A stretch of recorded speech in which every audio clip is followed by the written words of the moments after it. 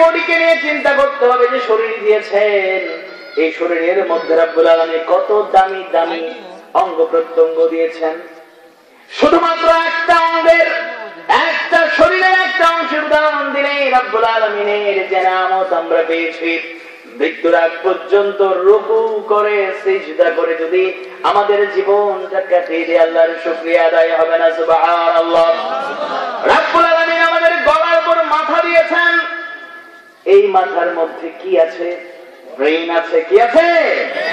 এই ব্রেইন যদি কাজ করে তাহলে আমি অনেক বড় জ্ঞানী, বুদ্ধিমান, বিজ্ঞানী, অনেক বড় কিছু। আর যদি ব্রেইন কাজ না করে আমি পাগলা বাবু, ঠিক কিনা? বাংলাদেশের বড় পাগলাগার কোথায়? পাবনার হেমায়েতপুরে, সুজা হেমায়েতপুরে পাঠিয়ে দেওয়া হবে। ভারতের রাষ্ট্রপ্রধান জওহরলাল নেহরু গেলেন পাগলাগারদে। পাগলাগারদে পাগলেরা কেমন আছে রাষ্ট্রপ্রধান হিসেবে দেখা দরকার। জওহরলাল নেহরু বললেন পাগলদের একটু ডাকো, তাদের খবর টবর নিয়ে দেখি কি অবস্থা। এবার পাগলেরা সামনে আসলো। জওহরলাল নেহরু বললেন, এই পাগলা বাবুরা, আমার তোমরা চিনতে পারতেছে কিনা? এরা বলো দৃষ্টিতে তাকায়, ব্যাপারটা কি, উনি কেঠা? এবার জওহরলাল নেহরু বলেন, আমি জওহরলাল নেহরু, আমি হইলাম জওহরলাল নেহরু, ভারতের রাষ্ট্রপ্রধান। তোমরা আমাকে চিনো কিনা? পিছন থেকে পাগল দাঁড়ায় বলে, এই মিয়া ভেতরে আসো, সব ঠিকঠাক হয়ে যাবে। অর্থাৎ অনেক পাগলি পাগলাগারদে আসার পর বলেছে, আমি উচিত জওহরলাল নেহরু। এবার পাগল যখন সত্যিকার জওহরলাল নেহরু আসছেন, আইসা যখন নিজের পরিচয় দিচ্ছেন, পাগলেরা বলছেন নতুন পাগল আসছে, ভেতরে আসলে সব ঠিকঠাক হয়ে যাবে। রব্বুল আলামিন আমাদের পাগল বানান নাই, রব্বুল আলামিন আমাদের মাথাকে সুস্থ রেখেছেন। এবার চিন্তা করতে হবে এই ব্রেইনের কত দাম। যদি বলি আমি মাহমুদুর রহমান দেলোয়ার বলছি, কিংবা মাহফুজুর রহমান বলছেন, কিংবা মুরব্বী বলছেন, অমুক বলছেন, তমুক বলছেন, আপনাদের বিশ্বাস হবে না। আজকে দুনিয়ায় জ্ঞান বিজ্ঞানের যুগে, সায়েন্স টেকনোলজির যুগে যে বিজ্ঞানীরা দুনিয়ার শ্রেষ্ঠ শ্রেষ্ঠ বস্তুগুলো আবিষ্কার করলেন, বাহনগুলো আবিষ্কার করলেন, তাদের মধ্যে খ্যাতিমান নিউরো সায়েন্টিস্টরা তথ্য দিচ্ছেন মানুষের ক্ষুদ্রাতি ক্ষুদ্র ছোট ছোট ছোট ছোট থেকে শুরু করে অনেক বড় বড় বিষয়গুলো যারা আবিষ্কার করেছেন, রিসার্চ করেন, গবেষণা করেন, নিউরো সায়েন্টিস্টরা বলছেন আল্লাহ রাব্বুল আলামিন মানুষদের যে ব্রেইন দান করেছেন, নিউরো সায়েন্টিস্টদের অপিনিয়ন হচ্ছে, নিউরো সায়েন্টিস্টরা বলছেন মানুষের ব্রেইনের ক্ষমতা। আচ্ছা আপনারা বলেন তো দেখি, দুনিয়ার যে সেরা সেরা কম্পিউটার, তার চাইতে আমাদের এই ব্রেইনের ক্ষমতা বেশি না কম? কারণ এই মানুষগুলো কম্পিউটার আবিষ্কার করেছে, তাহলে মানুষের ব্রেইন গুলো কম্পিউটারের চাইতে ক্ষমতা সম্পন্ন, কিন্তু কতটুকু বেশি তা কি আমরা জানি? নিউরো সায়েন্টিস্টরা কি বলছেন? মানুষের ব্রেইনের ক্ষমতা কম্পিউটারের চাইতে 1 গুণ, 2 গুণ, 20 গুণ, 100 গুণ, 1000 গুণ, 1 লক্ষ গুণ নয়। নিউরো সায়েন্টিস্টরা বলেছেন আল্লাহ রাব্বুল আলামিন মানুষের যে ব্রেইন দান করেছেন, এই ব্রেইনের পাওয়ার, এই ব্রেইনের ক্ষমতা দুনিয়ার অনেক বাছাই করা ভালো ভালো কম্পিউটারের চাইতে 10 লক্ষ গুণ বেশি ক্ষমতা সম্পন্ন। সুবহানাল্লাহ, সুবহানাল্লাহ, আস্তে সুবহানাল্লাহ কইলে সুবহানাল্লাহ। আল্লাহ রাব্বুল আলামিন এমন এক ব্রেইন আমাদের মাথার উপরে দিয়েছেন, যেটা একটা ভালো কম্পিউটারের চাইতে 10 লক্ষ গুণ বেশি ক্ষমতা সম্পন্ন। সুবহানাল্লাহ। আপনারা 10 লক্ষ গুণ বুঝতে সমস্যা, টাকার হিসাব বললে সবাই বুঝতে পারে। আল মাল ওয়াল বানুন, টাকা পয়সা কি জিনিস, আল্লাহু আকবার। অনেকে তো অতি অর্জিত করে বাড়াবাড়ি করে বইলাইতে money is the second god, নাউজুবিল্লাহ। কিন্তু টাকা কিন্তু এরকম জরুরি একটা জিনিস, আল্লাহরে বলে যায়, টাকারে বলে না। ব্যাংকে নিয়মিত দেখে চেকের মধ্যে কত টাকা আছে, ব্যাংকে গেলেন ঠিক আছে কিনা। আর টাকা যদি নগদ থাকে একটু পরে হাত দিয়ে রাতের বেলা সবাই ঘুমানোর পরে টাকার মালিক শকেস খুলিয়া এবার টাকাগুলো গুনি গুনি আরাম করে সুন্দর করে দেখতেছে টাকা ঠিকঠাক আছে কিনা। শুধু তাই না, দেখেন টাকার হিসাবটা কেমন। সালাতুল আসরের নামাজ পড়া ইমাম সাহেব সালাম দিয়েছেন, আসসালামু আলাইকুম রাহমাতুল্লাহ, আসসালামু আলাইকুম রাহমাতুল্লাহ। একজন দাঁড়ায় বলছে, হুজুর কি হয়েছে, আপনি তো নামাজে ভুল করছেন হুজুর। ইমাম সাহেব বলে, নামাজে ভুল করছি, কেউ তো বললো না, এত মুসল্লি, আপনি কেমনে দেখলেন? বলে মানে এবার সহজ, আমি কনফিডেন্স নিয়ে আত্মবিশ্বাসের সাথে বলছি, আপনি নিঃসন্দেহে আজকে 4 রাকাত না পড়াইয়া কয় রাকাত পড়াইছেন? 3 রাকাত। এখন সবাই মুসলিম এরকম তাকাচ্ছে যে উনি আসলে, আমরা তো ভুল ধরতে পারলাম না, আমরা খুব অনুতপ্ত যে একজন মুসল্লি পাওয়া গেলে খুব মুত্তাকি, পরহেজগার, মনোযোগী। আমরা সবাই দেখলাম মনোযোগী নাই। কার মনোযোগ কোথায় ছিল আল্লাহ ভালো জানে। এবার তিনি বললেন, ইমাম সাহেব আছে, বলেন কিভাবে বুঝলেন আমরা 3 রাকাত পড়ছি? বলে সহজ, এই বাজারে আমার 4টা দোকান আছে। কয়টা দোকান আছে? প্রথম রাকাতে 1 নম্বর দোকানের হিসাব মিলে, 2 নম্বর রাকাতে 2 নম্বর দোকানের হিসাব, 3 নম্বর রাকাতে 3 নম্বর দোকানের হিসাব। 3টা হিসাব মিলানোর পরে আপনি বলছেন আসসালামু আলাইকুম ওয়া রাহমাতুল্লাহ, আসসালামু আলাইকুম। সুতরাং ক্লিয়ার, সেটা হইলে আপনি ভুল করেছেন। নাউযুবিল্লাহ। টাকা আমাদের মাথায় ঢুকলে কি অবস্থা, এরকম হয় কিনা? টাকার হিসাবে আমাদের ব্রেইনের দাম কত? টাকার হিসাবে ব্রেইনের দাম কত? আমার কিছু ছাত্ররা হাসতেছে, আমার কিছু ছাত্র এখানে আছে, কারণ তারা এই গল্পটা শুনছে। টাকার হিসাবে ব্রেইনের দাম হচ্ছে, আমাদের ব্রেইনের ক্ষমতা যদি একটা কম্পিউটারের চাইতে 10 লক্ষ গুণ বেশি হয়, টাকার হিসাবে আমার ব্রেইনের দাম 5000 কোটি টাকা। সুবহানাল্লাহ। আজকের পর থেকে এখানে বৈশা যদি কেউ বলে না না গরিবুন, আমি গরিব, আমি খুব অসহায়, খবর আছে কিন্তু আল্লাহ আপনাকে একটা ব্রেইন দিলেন, এই ব্রেইনের দাম 5000 কোটি টাকা। কাজে লাগাইলে আপনি 5000 কোটি টাকার মালিক হইতে পারেন, কাজে না লাগাইলে রাস্তার ফকির, ভিখারি, দুঃখী, যাই তাই থাকবেন, তার থেকে বেশি কিছু হতে পারবেন। যাই হোক, রাব্বুল আলামিনের শুকরিয়া আমরা আদায় করব শুধুমাত্র মুখের মধ্যে আলহামদুলিল্লাহ এই ধ্বনি প্রতিধ্বনিত করলে, সুবহানাল্লাহ, মাশাআল্লাহ বললে আল্লাহ শুকরিয়া আদায় হয়ে যাবে না।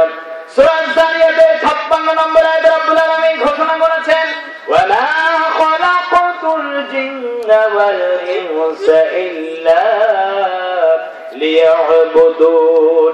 আমি জিন এবং মানব জাতিকে শুধুমাত্র একমাত্র আমার ইবাদত করার জন্য সৃষ্টি করেছি। অন্যত্র বলেছেন, ইন্নী জাইলুন ফিল আরদি খলিফা, আমি রিপ্রেজেন্টেটিভ হিসেবে, প্রতিনিধি হিসেবে মানুষকে সৃষ্টি করেছি। সুতরাং একজন ইমানদার, একজন মুসলমান আল্লাহ ছাড়া কাউকে সিজদা করতে পারে না, আল্লাহ ছাড়া কাউকে রুকু করতে পারে না, আল্লাহ ছাড়া কাউকে আর সে তার মাবুদ, প্রভু, সৃষ্টিকর্তা হিসেবে গ্রহণ করতে পারে না। আনি আবুদুল্লাহ ওয়াজতানিবুত তাগুত, সকল তাগুত ছেড়ে দিয়ে, সকল তন্ত্রমন্ত্র ছেড়ে দিয়ে যদি শুধুমাত্র একমাত্র আনি আবুদুল্লাহ, আল্লাহর গোলামি করে জীবনটা কাটিয়ে দিতে পারি, আল্লাহর বন্দেগী করে যদি জীবনটা কাটিয়ে দিতে পারি, কোরআনের আলোকে যদি জীবনটাকে সাজাতে পারি, হাদিসের আলোকে যদি জীবনটা সাজাতে পারি, সিবগাতুল্লাহ ওয়া মান আহসানু মিনাল্লাহি সিবগা, আল্লাহর রঙে আর কোরআনের রঙে, হাদিসের রঙে যদি জীবনকে আমরা রঙিন করতে পারি, তাহলে রাব্বুল আলামিনের শুকরিয়া আদায় হবে, অন্যথায় রাব্বুল আলামিনের শুকরিয়া আদায় হবে না। ঠিক কি না? এবার আমার মূল আলোচনার বিষয়বস্তু সূরা বাকারার 153 নম্বর আয়াতে রাব্বুল আলামিন ঘোষণা দিয়েছেন, ইয়া আইয়ুহাল্লাযীনা আমানুস্তাঈনু বিস-সাবরি ওয়াস-সালাত। রাব্বুল আলামিন ঈমানদার লোকদের উদ্দেশ্য করে বলছেন, হে ঈমানদারগণ, যদি তোমরা আল্লাহ রাব্বুল আলামিনের পক্ষ থেকে সাহায্য চাও, রাব্বুল আলামিন বলছেন তোমরা যদি আমার পক্ষ থেকে সাহায্য গ্রহণ করতে চাও, তাহলে 2টা পদ্ধতি গ্রহণ করতে হবে। ইসতাঈনু বিস-সাবরি ওয়াস-সালাত, একটা হচ্ছে সবর আর একটা হচ্ছে সালাত।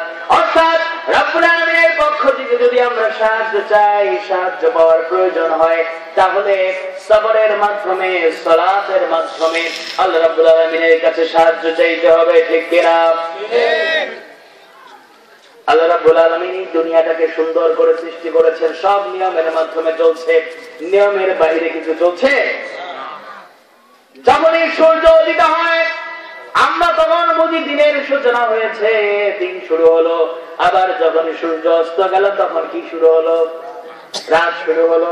কোনদিন কি এই নিয়মের বাহিরে কখনো দেখছেন যে সূর্য ওঠার সময় সূর্য অস্ত যায়, আবার সূর্য অস্ত যাওয়ার সময় সূর্য ওঠে? আল্লাহ রাব্বুল আলামিন সবকিছুকে নিয়মতান্ত্রিক ভাবে সৃষ্টি করেছেন। আবার শুধু এই দুনিয়া নয়, গ্রহ নক্ষত্র গ্যালাক্সি দুনিয়ার বাইরেও যা কিছু সৃষ্টি করেছেন সবকিছু একটা নিয়মের অধীনে নিয়ম মেনে চলে। ওয়াকুল্লুন ফি ফালাকিন ইয়াসবাহুন। ওই যে গ্রহ নক্ষত্রগুলো আছে, প্রত্যেকটি গ্রহ নক্ষত্র যার যার কক্ষপথে পরিভ্রমণ করছে। একটা গ্রহ নক্ষত্র আরেকটাকে অতিক্রম করে যায় না, যার যার কক্ষপথে যায়। সুতরাং নিয়মের বাইরে গিয়ে রব্বুল আলামিনের প্রত্যেকটি বিষয়ে যেভাবে নিয়মতান্ত্রিক, কিভাবে যদি রব্বুল আলামিনের কাছ থেকে সাহায্য গ্রহণ করতে হয় তাহলে নিয়ম মেনে সাহায্য চাইতে হবে, নাকি নিয়ম ছাড়াই সাহায্য চাইবেন? নিয়মের বাহিরে গিয়ে অবশ্যই কোন কাজে সফল কাম হওয়া যায় না, আল্লাহর সাহায্য পাওয়া যাবে না। আল্লাহর সাহায্যের দরকার আছে না নাই? ব্যক্তিগত জীবনে দুঃখ কষ্ট যাতনা আসে কি আসে না? পারিবারিক কলহ থাকে, অশান্তি থাকে, সমাজে অশান্তি থাকে, রাষ্ট্রে অশান্তি থাকে, আছে সর্বত্র। ব্যক্তিগত জীবন থেকে শুরু করে সর্বোচ্চ জীবন পর্যন্ত প্রত্যেকটি ক্ষেত্রেই সমস্যা আছে না নাই? ব্যক্তিগত জীবনে যদি কোনো দুঃখ আসে, লাঞ্ছনা আসে, গঞ্জনা আসে, কষ্ট আসে, সহ্য করতে পারি না। পরিবারে যদি অশান্তি আসে, সহ্য করা যায় না। ব্যক্তি জীবন থেকে শুরু করে সর্বোচ্চ জীবন পর্যন্ত জীবনের প্রত্যেকটি দিক এবং বিভাগে মানুষের সমস্যার কোনো অন্ত নাই, সমস্যা লেগে আছে। কিন্তু সমস্যা যখন আসে তখন আমরা হতাশ হয়ে যাই। সমস্যা যখন আছে আল্লাহকে ভুলে যাই। যখন তাকে স্মরণ করা বেশি দরকার তখন আমরা কম স্মরণ করি, ঠিক কিনা? বিভিন্ন জায়গায় দৌড়াই সাহায্যের জন্য, বিভিন্ন জায়গায় হাত পাতি সাহায্যের জন্য। সমস্যায় জর্জরিত হওয়ার মাধ্যমে যেমন মানুষ অতি সম্পদ অর্জন করলে রব্বুল আলামিন যদি কাউকে বেশি বেশি করে ধন দৌলত দেন আল্লাহকে ভুলে যায়। আবার যখন কাউকে ক্ষুধার যন্ত্রণা দেন, ক্ষুধার যন্ত্রণায় ছটফট করে অভাব অনটন লেগে আছে, তখন সে কুফরি করে ফেলে, আল্লাহর নাফরমানি করে ফেলে। কিন্তু বেশি সম্পদ দিয়ে আল্লাহ পরীক্ষা করেন, আবার সম্পদ কম দিয়ে পরীক্ষা করেন।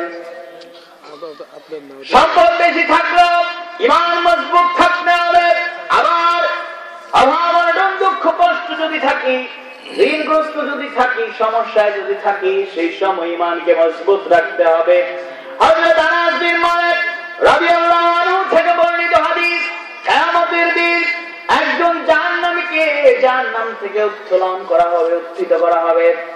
যে জাহান্নামীকে দুনিয়ায় ধন সম্পদ বলতে যা বোঝায় বিশাল সম্পত্তির ভান্ডার দেওয়া হয়েছিল, অঢেল সম্পত্তির মালিক করা হয়েছিল, দুনিয়ায় কোনো অভাব অনটন ছিল না, এরকম একজন জাহান্নামীকে উত্থিত করে আবার জাহান্নামে নিক্ষেপ করে প্রশ্ন করা হবে, ইয়া ইবনে আদম, হে আদম সন্তান, আরাইতা খায়রাত, তুমি কি দুনিয়ায় কোনো কল্যাণ দেখেছো কিনা? তাকে প্রশ্ন করা হবে, দুনিয়ায় তুমি ধন সম্পদ ঐশ্বর্য বলতে কিছু দেখেছো কিনা? দুনিয়ার সম্পত্তি পেয়ে আল্লাহকে ভুলে গিয়েছিল, নাফরমানি করে জাহান্নামে গিয়েছে। আবার ওই জায়গায় গিয়ে আবার মিথ্যা কথা বলবে, ফায়াকুল, সে বলবে, লা ওয়াল্লাহি ইয়া রাব, আল্লাহর কসম হে প্রতিপালক, দুনিয়ায় ধন দৌলত কল্যাণ বলতে কিছু দেখি নাই। বলেন নাউযু বিল্লাহ। সম্পদ পেয়ে আল্লাহকে ভুলে গিয়েছিল। আল্লাহ রাব্বুল আলামিন তাকে অনেক দান করেছিলেন, সে রাব্বুল আলামিনের সম্পদের কৃতজ্ঞতা আদায় করে নাই। রাব্বুল আলামিন তাকে বলেছিলেন, ওয়া মিম্মা রাযাকনাহুম ইউনফিকুন, রাব্বুল আলামিন যে রিজিক দিয়েছেন তার থেকে তুমি দান করো। তখন দান করে নাই, কিপটার মতো জমা করে রাখছে। এবার গিয়ে আল্লাহ যখন বলছেন জাহান্নামে তোমারে পাঠিয়ে দিলাম, এবার বলো দুনিয়ার সম্পদ দেখছিলে কিনা, তাও ভুলে গেছে। এখন আসলে পিটার ছোটে, তার হুঁশ নাই। শাস্তিতে ভরপুর সেই জাহান্নামে কষ্টের মধ্যে আল্লাহকে সে আবার মিথ্যা কথা বলল। অপরদিকে দেখেন এমন আরেকজন জান্নাতীকে নিয়ে আসে, বলতে দিকে যেই জান্নাতীকে নিয়ে আসা হবে সেই জান্নাতী খুব অভাবী ছিল, দুনিয়ার মধ্যে খুব দুঃখ কষ্টে জীবন কেটেছে। সকাল বেলায় খেলে রাতের বেলায় কি খাবে জানে না, দুপুরের বেলায় খেলে রাতে কি খাবে জানে না, রাতে খাওয়া দাওয়া করলে সকাল বেলায় খাবার আসবে কিনা জানে না। দিনের পর দিন অভুক্ত থেকেছে, কষ্ট করেছে, কিন্তু ঈমান মজবুত ছিল। ঈমান থেকে চুল পরিমাণ সরে দাঁড়ায় নাই। একজন অভাবী খোলার যন্ত্রণায় ছটফট করা এরকম একজন জান্নাতীকে উত্তর করা হবে, উৎসিত করা হবে। এরপর তাকে একরকম প্রশ্ন করা হবে, ইবনে আদম, হে আদম সন্তান, হাল রাআইতা বুসা, তুমি কি দুনিয়ায় কোন দুঃখ কষ্ট যাতনা ক্ষুধায় ছটফট করেছো কিনা, অভাব অনটন দেখেছো কিনা? এবার সেই বান্দার জান্নাতি বলবে, সে ক্ষুধার যন্ত্রণায় ছটফট করেছে ঠিকই, অভাব অনটন লেগেছিল ঠিকই, কিন্তু সে নাশকর বান্দার মতো অস্বীকার করবে না কিংবা মিথ্যা কথাও বলবে না। সে এই ক্ষুধার যন্ত্রণাকে ক্ষুধার যন্ত্রণা মনে করে নাই। সে বলবে, লা ওয়াল্লাহি ইয়া রাব, আল্লাহর কসম হে প্রতিপালক, দুনিয়ায় অভাব অনটন দুঃখ কষ্ট বলতে আমি কিছু দেখি নাই। সুবহানাল্লাহ, সুবহানাল্লাহ। সুতরাং অভাব অনটন থাকলে আল্লাহকে ভুলে যাওয়া যাবে না, দুঃখ কষ্ট থাকলে আল্লাহকে ভুলে যাওয়া যাবে না। আবার রাব্বুল আলামিন যদি দুনিয়ায় সুখ স্বাচ্ছন্দ্য দেন তাহলেও আল্লাহকে ভুলে যাওয়া যাবে না। আল্লাহ রাব্বুল আলামিনকে যদি সহি শুদ্ধভাবে ইস্তাঈনু বিস-সাবরি ওয়াস-সালাত, যদি সবরের সাথে সালাতের সাথে ধৈর্য ধারণ করে নামাজ আদায় করে যদি রাব্বুল আলামিনের কাছে আমরা সাহায্য চাই কিংবা সবর গুজার হইয়া নামাজ আদায় করি, হয়তো মনের কথা আল্লাহ রাব্বুল আলামিন জানেন কিনা, মনের কথা আল্লাহ জানেন। যদি কোনো কষ্ট থাকে দুঃখ থাকে, আমি যদি সবর ধারণ করি ধৈর্য ধারণ করি আর যদি সালাত ঠিকমতো আদায় করে যাই, হয়তো মনের কথা আল্লাহকে বলা যাবে না, আল্লাহ সমাধান করে দেবেন, ঠিক কিনা? হযরত ওমর রাদিয়াল্লাহু আনহু গভীর রাতে বের হতেন, আমিরুল মুমিনিন অর্ধেক পৃথিবীর শাসক, গভীর রাতে সাধারণ নাগরিকের মতো সাধারণ মানুষের মতো বের হয়ে জনগণের খবর নিতেন। জনগণের কোন কষ্ট আছে কিনা, দুঃখ আছে কিনা, সমস্যা আছে কিনা। অনেক মানুষ তো ভয় পেয়েও আমিরুল মুমিনিনকে, রাষ্ট্রনায়ককে অনেক কথা বলতে নাও পারে, এজন্য তিনি সাধারণ নাগরিকের ভেসে বের হয়ে যেতেন রাতের বেলা, গভীর রাতে মানুষ কষ্ট দুঃখে আছে কিনা জানার জন্য। এক রাতে তিনি বের হয়েছেন, বের হয়ে রাস্তা দিয়ে আসছেন। হঠাৎ করে রাস্তা অতিক্রম করার সময় পার্শ্ববর্তী একটা বাড়ি থেকে বাচ্চাদের কান্নার আওয়াজ তিনি শুনলেন। আবু রাদিয়াল্লাহু আনহু থমকে দাঁড়ালেন বাড়ির কাছে। তিনি শোনার চেষ্টা করলেন, বোঝার চেষ্টা করলেন সত্যি এটা কান্নার আওয়াজ নাকি অন্য কিছু। এবার তিনি নিশ্চিত হয়ে গেলেন ঘরের ভেতরে কিছু শিশুরা, বাচ্চারা কান্নাকাটি করছে। আবু রাদিয়াল্লাহু আনহু বাড়ির প্রাঙ্গণে ভেতরে প্রবেশ করলেন, গিয়ে দেখলেন একজন মহিলা হাড়ির মধ্যে কি যেন নাড়াচাড়া করছে, হাড়ির মধ্যে রেখে রান্না বান্নার চেষ্টা করছে। আর পাশে বাচ্চারা হাওমাও করে চিৎকার করে ছটফট করে কান্নাকাটি করছে। এবার আমিরুল মুমিনিন ওমর রাদিয়াল্লাহু আনহু সাধারণ নাগরিকের বেশে সেই মহিলাটিকে প্রশ্ন করলেন, ওগো পাষাণ মহিলা, বাচ্চাগুলো ক্ষুধার যন্ত্রণায় ছটফট করে মাটিতে লুটিয়ে পড়ে কান্নাকাটি করছে আর চিৎকার করছে খাবারের জন্য। এমন নিষ্ঠুর এত নির্দয় মহিলা তুমি বাচ্চাদেরকে খাবার দিতে এত দেরি করছো কেন?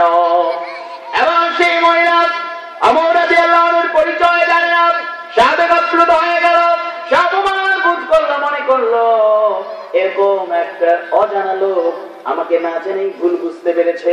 বাস্তব কথা তাকে শোনায় রে, বললেন, হে মহান পুরুষ, তোমার পরিচয় তো আমি জানি না, কিন্তু তোমাকে শোনায় রাখি, আমি বাচ্চাদের সাথে ছলনা রাস্তরে করছি না, অভিনয় করছি না। বাচ্চাদেরকে ইচ্ছা করে আমি কষ্ট দিতে পারি না, এগুলো আমার কলিজার ছেঁড়া ধন। বিশ্বাস করে মহান পুরুষ, আমি আমার কলিজার ছেঁড়া ধন এই বাচ্চাগুলোকে আমি ইচ্ছাকৃত ভাবে কষ্ট দিতে পারি না, কিন্তু বাচ্চাগুলোর খাবারের প্রয়োজন। আমার ঘরের মধ্যে আমার কাছে এমন কোন খাবার নাই যে খাবারগুলো দিয়ে বাচ্চাগুলোকে সান্ত্বনা দিতে পারি, তাদের মুখে খাবার তুলে দিতে পারি। এবার বাচ্চাগুলোকে যখন সান্ত্বনা দিতে পারছি না, চিন্তা করে পাচ্ছিলাম না কি করব। বাচ্চাগুলোর কান্না যেন হৃদয় ক্ষত বিক্ষত হয়ে যায়, কলিজা ছেড়ে যায়, এরকম অবস্থা। এবার একটু অভিনয় করার মতো একটা হাড়ি বসালাম, হাড়ির মধ্যে কিছু পাথরের কঙ্করের টুকরার কিছু বালু দিয়ে এবার রান্না বান্নার অভিনয় করে বাচ্চাগুলোকে দেখাচ্ছি আর বলছি, একটু অপেক্ষা করো, খাবার হয়ে যাবে। আমার মনের ইচ্ছা হলো যদি বাচ্চাগুলো কাঁদতে কাঁদতে ঘুমিয়ে যায় তাহলে মনের মধ্যে শান্তি পেয়ে যাব। আমিরুল মুমিনিন আর কোনো কথা শুনতে চাইলেন না, এবার দৌড় শুরু করেছেন। রাজ্যের কোষাগারে গিয়ে চিৎকার করে তার কোথায় আছো রে? বস্তার মধ্যে খাবার সংগ্রহ করে বস্তা বন্দি করে খাবারগুলো পৌঁছে দাও। এবার কর্মচারীগুলো বস্তার মধ্যে কিছু বিভিন্ন ধরনের খাবার দাবার প্রবেশ করলো, ঢুকালো। এবার আমিরুল মুমিনিন অর্থাৎ পৃথিবীর শাসক বললেন, এবার বস্তাটা আমার কাছে তুলে দাও। কর্মচারীরা অবাক হয়ে বলল, আমিরুল মুমিনিন আপনি কি কন? এটা কেমন কথা বলেন? এই বস্তা বহন করার জন্য আমরা কর্মচারী হিসেবে আছে আপনার কাছে, আপনি অর্ধেক পৃথিবীর শাসক আমিরুল মুমিনিন, আপনার কাছে কিভাবে দেয়া যায়? এবার আমিরুল মুমিনিন ভয়ে প্রধান্বিত হয়ে বললেন, আমার কর্মচারীরা, আমি রাজ্যের শাসক, আমি অর্ধেক পৃথিবীর শাসক আমিরুল মুমিনিন, তোমরা বলে আমাকে বলে ডাকো। আমার রাজ্যে মানুষ না খেয়ে মারা যাবে, ছটফট করবে, আর আমি খুব আরামের রাষ্ট্রের শাসক হিসেবে শাসন করতে পারবো না। এই যিনি ঘোষণা দিয়েছিলেন ফোরাতের তীরে যদি একটা কুকুর না খেয়ে মারা যায় আর রাষ্ট্রনায়কের যদি আমার উপর থাকে, রব্বুল আলামিনের কাছে কঠিন জবাব দিদার শিকার হতে হবে। সুবহানাল্লাহ, সুবহানাল্লাহ। কর্মচারীরা কাঁদছেন, চোখের পানি ফেলছে, আর কিছু বলতে পারে নাই। বস্তাটা আমার ওর কাছে তুলে দিল। এবার বস্তা নিয়ে খুব দ্রুত গতিতে আবার চিন্তা করছেন, আস্তে আস্তে হাঁটলে হয়তো বাচ্চাগুলো কাঁদতে কাঁদতে অজ্ঞান হয়ে যাচ্ছে। আমিরুল মুমিনিন আবার দৌড়াতে দৌড়াতে বস্তা নিয়ে অনেক কষ্ট হয়। এরপর মহিলার কাছে গিয়ে পৌঁছলেন, বস্তাগুলো দিয়ে দিলেন, খাবার দিয়ে দিলেন। এবার মহিলাটাকে ধন্যবাদ জানালো। তিনি একটু মুচকিয়ে এসে বললেন, ও মহিলা, তোমাকে সামান্য খাবার দিলাম, কিছুই দিতে পারলাম না। সকাল হলে তুমি আমিরুল মুমিনিনের দরবারে যাই দেখি আর কিছু খাবার সংগ্রহ করে দিতে পারি কিনা। সকালবেলা আমিরুল মুমিনিন তার আসনে বসে আছেন। ওই মহিলা গিয়ে আমিরুল মুমিনিনকে খুঁজতেছে, হঠাৎ করে দেখে গতকাল গভীর রাত বস্তা কাঁধে নিয়ে এত কষ্ট করে অর্ধেক পৃথিবীর শাসক সেই লোক, যে লোকটা সাধারণ নাগরিকের বেশে রাষ্ট্রনায়ক হওয়ার পর যেই লোকটা গতকাল কত কষ্ট করে কর্মাক্ত হয়ে মাথায় দাম পা ফেলে বসতে দেয়, এত কষ্ট করে আমার কলিজার টুকরা সন্তানদেরকে সান্ত্বনা দেওয়ার জন্য লোকটা দীর্ঘ পথ বস্তা কাঁধে নিয়ে পাড়ি গিয়েছিল, ওই লোকটা আমিরুল মুমিনিন। এবার আমিরুল মুমিনিন মুস্কিয়ে বলল, মহিলা তোমার কি কি প্রয়োজন? তখন মহিলা কাঁদতে কাঁদতে বেহুশ হওয়ার অবস্থা। বলো, আমিরুল মুমিনিন আপনার পরিচয় আমি জানতাম না, আপনি আমিরুল মুমিনিন, আপনি ইসলামের রাষ্ট্রনায়ক, আপনার একটু চমৎকার বৈশিষ্ট্য, এত চরিত্র দেখে আমি মুগ্ধ হয়ে গিয়েছি। আমার কোনো কিছুর দরকার নাই, তাড়াতাড়ি কালেমা পড়াও, লা ইলাহা ইল্লাল্লাহ মুহাম্মাদুর রাসূলুল্লাহ সাল্লাল্লাহু আলাইহি ওয়াসাল্লাম। মহিলা কালেমা পড়ে ইসলাম গ্রহণ করলো। ওই মহিলার কষ্ট দুঃখ আল্লাহ রাব্বুল আলামিন তাকে বলতে হয়েছে নাকি দেখেছেন? আজকে আমাদের জীবনে যদি ব্যক্তিগত জীবন থেকে শুরু করে রাষ্ট্রীয় জীবন পর্যন্ত, এমনকি জীবনের প্রত্যেকটি দিক এবং বিভাগের যদি আমাদের দুঃখ থাকে, কষ্ট থাকে, আর আমরা যদি সবর ধৈর্য ধারণ করতে পারি, আর যদি রব্বুল আলামিনকে সন্তুষ্ট করার জন্য যথাযথভাবে নামাজ আদায় করতে পারি, দেখবেন ব্যক্তিগত জীবনে অভাব অনটন থাকতে পারে, শান্তির অভাব থাকবে না।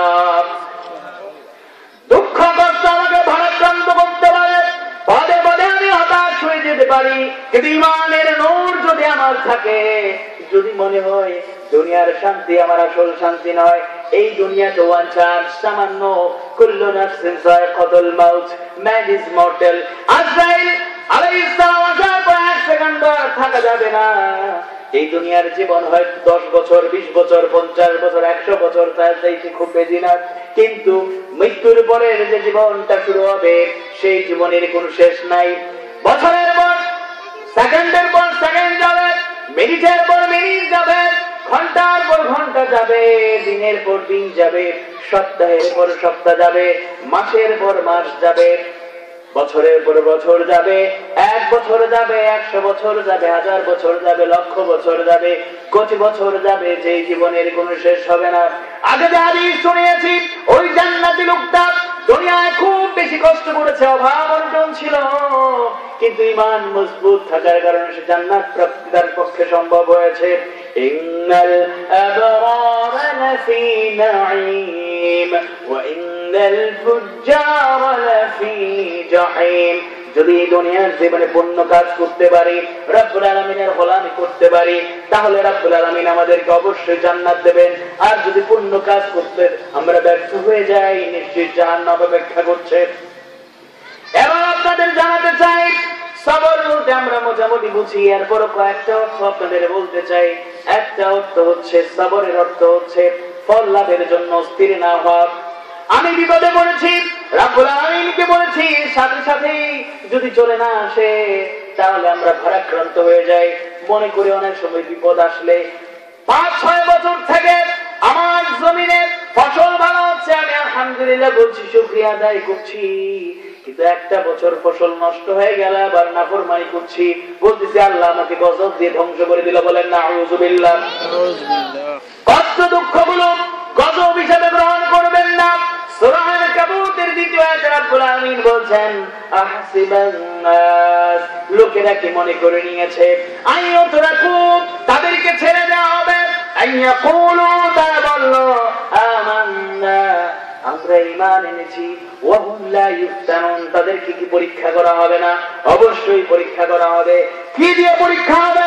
কোরআনের অসংখ্য অগণিত জায়গায় রব্বুল আলামিন ঘোষণা দিয়েছেন, যেমন বলেছেন, ওয়ালা নাবলুওয়ান্নাকুম বিশাইইম মিনাল খাউফি ওয়াল জু'i ওয়া নাকসিম মিনাল আমওয়ালি ওয়াল আনফুসি ওয়াস সামারাত ওয়া বাশশিরিস সাবিরিন।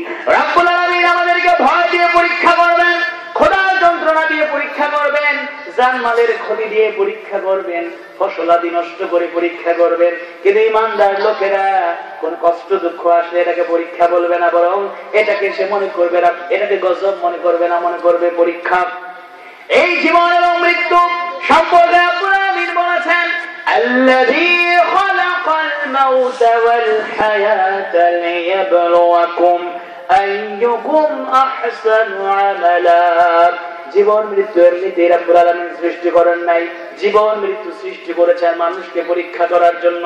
রব্বুল আলামিন পরীক্ষা করে দেখতে চান কারা এই দুনিয়ায় আমলের দিক থেকে শ্রেষ্ঠ আর কারা নিকৃষ্ট। সুবহানাল্লাহ।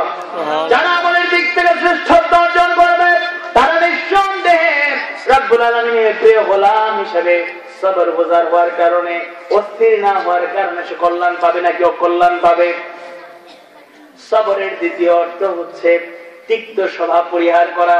দুঃখ কষ্ট যাতনা অভাব অনটন আসলে মেজাজ ভালো থাকে না খারাপ থাকে?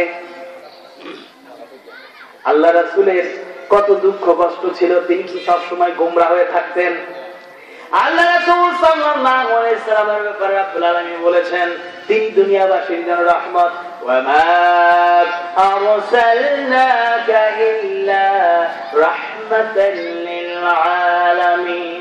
ও ভাইরা আমার, আল্লাহ রাসূল সাল্লাল্লাহু আলাইহি ওয়াসাল্লাম সূরা আয-যামিয়ার ব্যাপারে বলা হয়েছে 21 নম্বর আয়াতে রব্বুল আলামিন বলেছেন, লাকাদ কানা লাকুম ফি রাসূলিল্লাহি উসওয়াতুন হাসানাহ।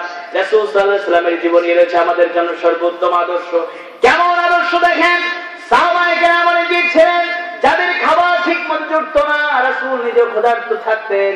এমন দিন কেটেছে, এমন সময় কেটেছে, অনেক সাহাবীরা ক্ষুধার যন্ত্রণায় খাবার দাবার নাই, আল্লাহ রাসূলের পাশে গিয়ে বসে আছেন। আল্লাহ রাসূল সাল্লাল্লাহু আলাইহি ওয়াসাল্লামের হাসি মাখা নোনারি চেহারা দেখে আল্লাহ রাসূল সাল্লাল্লাহু আলাইহি ওয়াসাল্লামের অনুপ্রেরণামূলক কথাবার্তা শুনে সাহাবীদের ক্ষুধার যন্ত্রণা ভুলে যেত। সুবহানাল্লাহ, সুবহানাল্লাহ। তিক্ত স্বভাব, আমার মেজাজ খারাপ, সব সময় খারাপ রাখলে মানুষ আপনাকে ভালোবাসবে না, আপনার কাছে আসবে না। আল্লাহ রাসূল যদি রড় আচরণের অধিকারী হতেন, যদি কঠোর আচরণের অধিকারী হতেন, লোকজন আমাদের আল্লাহ রাসূলের কাছে আসতো নাকি দূরে থাকতো? অনেক দূরে থাকতো। যেমন ট্রাকের মধ্যে লেখা থাকে 100 হাত দূরে থাকুন। আমাদের মধ্যে যাদের বদমেজাজ, সবসময় মেজাজ শরীর খান গরম থাকে, এই লোকদের কাছ থেকে যদি আমি ওই শিক্ষক ছাত্ররা বলবে 100 হাত দূরে থাকুন, খবর আছে যদি আব্বা এরকম গরম হয় তাহলে বলবো আব্বা যান অফিস আদালত থেকে ছুটি আসছেন, আজকে যদি অফিস আদালতে কোনো ঝগড়াঝাটি হয় কিংবা ঠিক মতো ভুল যদি না বাঁধালে মেজাজ খারাপ হয়ে যেতে পারে। অথবা মাঝে মাঝে উল্টো হয়, আব্বা খুব শান্ত, আম্মা বড় গরম। আম্মার শাসনে সবাই শাসনটা দরকার আছে না নাই? চেক এন্ড ব্যালেন্স, বেশিও না কমও না। কখনো কখনো সন্তানকে অতি আদর করে মাথায় তোলে আর মাথা থেকে নামাইতে পারে না, আবার কখনো কখনো শাসন করে মানসিক মেরুদণ্ড ভেঙে দেয়, মানসিক ভাবে সে দুর্বল হয়ে যায়, অসুস্থ হয়ে পড়ে। আল্লাহ রাসূল সাল্লাল্লাহু আলাইহি ওয়াসাল্লাম সেই কথাগুলো সত্য। তায়েফের ময়দানে রক্ত দিতে হয়েছে, ওদের যুদ্ধে ডান্ডার মুবারক শহীদ হয়েছে, মাথা ফেটে গর্তে পড়ে গিয়েছেন। রাসূলকে হত্যার জন্য 100 উট পুরস্কার ঘোষণা করা হয়েছে, কঠিন কঠিন পথ পাড়ি দিয়েছেন, কিন্তু এর মাঝে আল্লাহ রাসূল সবাইকে ভালোবেসে কাছে রাখার চেষ্টা করতেন। একবার আল্লাহ রাসূল সাল্লাল্লাহু আলাইহি ওয়াসাল্লাম আলী রাদিয়াল্লাহু আনহু সব কয়েকজন সাহাবীকে নিয়ে খেজুর খাচ্ছিলেন, সবাই বসে গোল হয়ে খেজুর খাচ্ছেন। এবার আল্লাহ রাসূল সাল্লাল্লাহু আলাইহি ওয়াসাল্লাম মুস্কি হেসে এসে অজান্তে আলী রাদিয়াল্লাহু দেখছেন না, তিনি তার বিচিটা আলী সামনে রাখছেন, বিচিকে বাংলা ভাষায় বলে আটি। তিনি খেজুর খাচ্ছেন আর বিচিটা আলীর সামনে রাখছেন। এবার খেজুর খাওয়া শেষ, রাসূল সাল্লাল্লাহু আলাইহি ওয়াসাল্লাম সবাইকে একটু মজা দেওয়ার জন্য, সবাইকে উৎসাহিত করার জন্য এবার বললেন, তোমরা তো সবাই খেজুর খাওয়া শেষ করেছো, আমারও খাওয়া শেষ, দেখো তো একটু খেজুর একটু কে বেশি খেলো। এবার সবাই তাকাচ্ছে আলীর দিকে, আলীও তাকায় লজ্জা পেয়ে গেছেন, কি ব্যাপার, যা খাইলাম তার থেকে দ্বিগুণ দ্বিগুণ মনে হয় বেশি। এবার আলী রাদিয়াল্লাহু আনহু সেই ব্যক্তি, আল্লাহ রাসূল সাল্লাল্লাহু আলাইহি ওয়াসাল্লাম বলেছেন, আনা মদিনাতুল ইলম ওয়া আলী বাবুহা, আমি হচ্ছে জ্ঞানের শহর, আলী হচ্ছে দরজা। সুবহানাল্লাহ। আল্লাহ রাসূল সাল্লাল্লাহু আলাইহি ওয়াসাল্লাম বুদ্ধি করে তার জ্ঞান দিয়ে তাকে লজ্জা দিয়েছেন, মজা করার জন্য, অপমানিত করার জন্য না, যেহেতু আলী রাদিয়াল্লাহু বুদ্ধিও ছিল খুব প্রখর। এবার আলী রাদিয়াল্লাহু বলছেন, হ্যাঁ বিচি দেখে তো মনে হচ্ছে আমি বেশি খাইছি, কিন্তু আমাদের মধ্যে এমন কিছু খাদক আছেন যারা বেশি শুদ্ধা খাইয়া ফেলাইছেন।